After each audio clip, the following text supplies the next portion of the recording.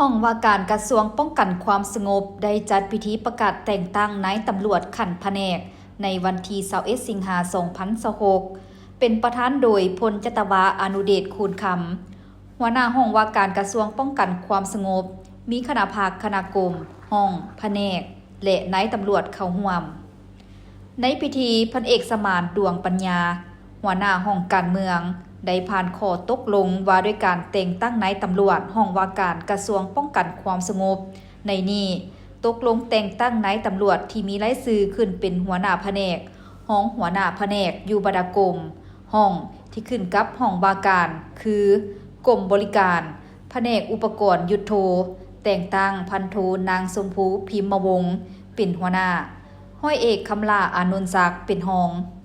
แผนกคุ้มครองพาหนะเทคนิคแต่งตั้งห้อยเอกอารุณวงคำไซเป็นห้องกรมเสนาธิการแผนกบริหารจัดตั้งแต่งตั้งห้อยเอกนางพิสมัยคำมันเป็นห้องกรมพัวพันต่างประเทศแผนกหัวมือเล้าจีนแต่งตั้งพันตีวาสดีไสยยีและห้อยเอกพรแสงคำไซเป็นห้องแผนกพิธีการแต่งตั้งห้อยเอกเอบีทิพวงศ์เป็นห้องแผนกรบอเมริกาแต่งตั้งพันตีนางนาลินบุษดีเป็นห้องกรมคุ้มครองเอกสารแผนกท่อนโฮมเอกสารแต่งตั้งห้อยเอกพลสนองกองประสิทธิ์เป็นห้องการเมืองแผนกบริหารค้นคว้าสังรวมแต่งตั้งห้อยเอกสุริภาบงสาลีเป็นห้องแผนกนโยบายแต่งตั้งห้อยเอกฟื้อโลไปดาเบียยาวเป็นห้องกรมเลขาแผนกการและประสานงานแต่งตั้งพันโทวิไลทองอินพรมเป็นหัวหน้าพันตีนางสุวิไลวิไลพรเป็นห้องแผนกเสนากวดแก่เฮียบเหียงแต่งตั้งพันโทจันไดวงดาราเป็นหัวหน้าแผนกบริหารสังรวมแต่งตั้งห้อยเอกแสงสมัยแก้วจันทศิลป์เป็นหัวหน้าห้อยเอกท้องสายจันประสงค์เป็นห้อง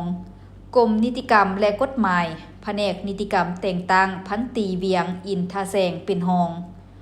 โอกาสดังกล่าวพลจตวาอนุเดชคูณคำได้โอ้ลมและเน้นให้นายตำรวจที่ได้รับการแต่งตั้งต้องเป็นแบบอย่างในการฝึกฝนหล่อหลอมคุณสมบัติศีลธรรมปฏิบัติมีความหนักแน่นด้านหลักการวิชาเฉพาะรักษาความสามัคคีภายในกรมกองให้เป็นปึกแผ่น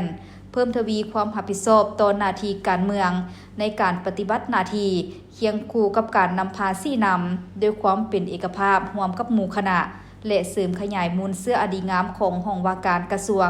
ให้ดีขึ้นเทื่อละก้าว